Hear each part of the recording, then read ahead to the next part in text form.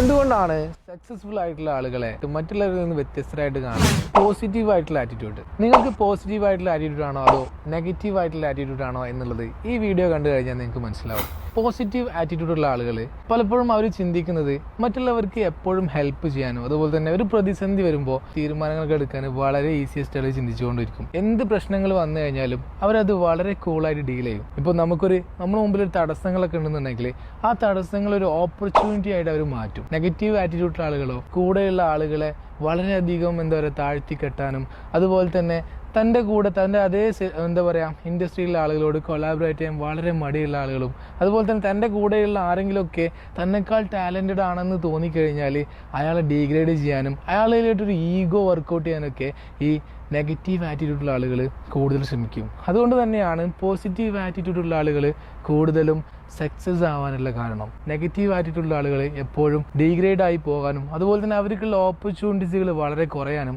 അവരുടെ ഈ പ്രശ്നങ്ങളുടെ അല്ലെങ്കിൽ അവർക്ക് ഈ പ്രശ്നങ്ങൾ സോൾവ് ചെയ്യാൻ പറ്റാത്ത രീതിയിലുള്ളൊക്കെ കാര്യങ്ങളൊക്കെ സംഭവിച്ചു പോകുന്നത് ഈ നെഗറ്റീവ് ആറ്റിറ്റ്യൂഡ് കൊണ്ടാണ്. സോ നിങ്ങളൊരു പോസിറ്റീവ് ആറ്റിറ്റ്യൂഡുള്ള ആളാണോ അതോ നെഗറ്റീവ് ആറ്റിറ്റ്യൂഡുള്ള ആളാണോ? Please comment below. ഈ വീഡിയോ നിങ്ങൾക്ക് ഇഷ്ടപ്പെട്ടെങ്കിൽ തീർച്ചയായിട്ടും ഷെയർ ചെയ്യുക. അതുപോലെ തന്നെ ഇതുപോലുള്ള ഒരുപാട് പേഴ്സണൽ ബ്രാൻഡിംഗ് റിലേറ്റഡ് ആയിട്ട് വീഡിയോകൾക്ക് വേണ്ടി നിങ്ങൾ ഫോളോ ചെയ്യുക. So this is brand with Salman show. Thanks for watching this video. See you again.